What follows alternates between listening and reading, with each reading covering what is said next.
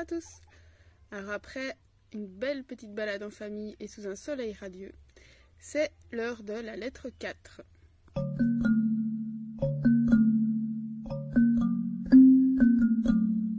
Alors, la lettre 4 avec un thème très joyeux, la crainte de la mort. Alors dans l'introduction, Sénèque invite Lucilius à persévérer sur la voie qu'il a empruntée, c'est-à-dire celle de l'ordonnement de son esprit. Alors, il dit qu'il peut trouver beaucoup de plaisir dans l'exercice de travailler sur son esprit, mais qu'évidemment le plaisir sera bien différent et certainement bien supérieur quand le processus sera terminé. Et que tant que l'âme n'est pas travaillée, eh bien elle demeure dans un... Alors c'est pas vraiment une enfance, c'est un infantilisme, et qui sera d'autant plus condamnable qu'on vieillit. Et donc on continue en fait à avoir des craintes d'enfant, alors que on devra atteindre la sagesse au fur et à mesure des années. Et on continue alors à avoir peur de petites choses ou de choses fausses. Et dans ce cadre-là, il donne l'exemple de la mort. La mort, pour Sénèque, il ne faut pas la craindre, car elle ne va pas rester, elle ne sera pas à tes côtés. Soit elle passe, soit elle n'est pas là. Et il faudrait pouvoir voir la vie comme un bien qui peut disparaître à chaque instant. Donc il donne l'exemple de personnes qui, eux, se sont donné la mort, donc ont perdu la vie pour des motifs futiles, comme des peines de cœur, des soucis d'argent. Et il dit donc que si ces gens-là ont pu mépriser la vie, mais une âme réfléchie, qui est travaillée, saura le faire aussi. Et si on pense vivre très longtemps, donc si on espère vivre très longtemps, on ne peut pas vivre une vie sans souci. Certains s'accrochent à la vie comme à une branche au milieu d'un torrent. Donc à la fois ils ne savent pas vivre ni mourir. Il l'encourage donc à voir la vie comme un bien qu'on peut perdre à tout instant. Et ce qu'on envisage de perdre, eh bien on ne peut pas le regretter une fois qu'on l'a perdu. Il faut qu'il se prépare. La mort peut arriver à tout moment. Alors surtout à l'époque de Sénèque, on est au moment sous l'empire de Néron. Donc voilà, on a des ennemis un peu partout, on peut être tué à chaque coin de rue, ce qui est un peu moins le cas aujourd'hui.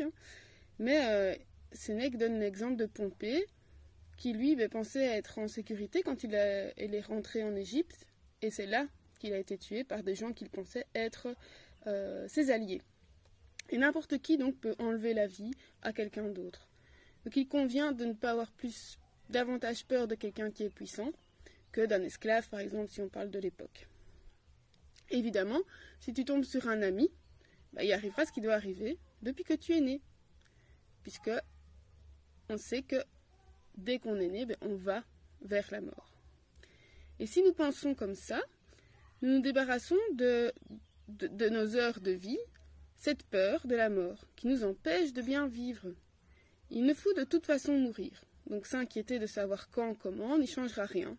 Bien au contraire. Et voilà le genre de pensée, dit-il, qu'il faut retourner dans son âme, si nous voulons attendre dans le calme cette heure ultime dont la peur prive toutes les autres de repos.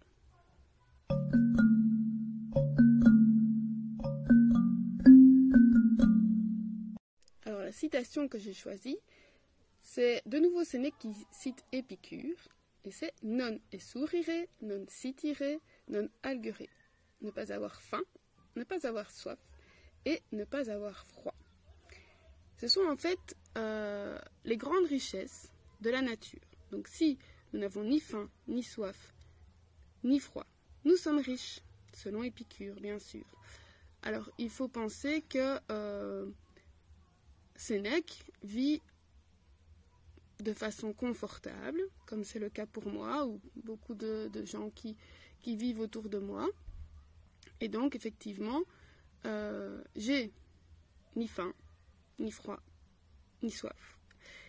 Alors, qu'en est-il des personnes qui, justement, n'ont pas accès à cette vie confortable? Est-ce qu'ils ont le temps, comme Sénèque et moi, de discourir et de réfléchir à la peur de la mort? Bonne question. Je vous laisse réfléchir là-dessus et à bientôt ou à l'été. Portez-vous bien.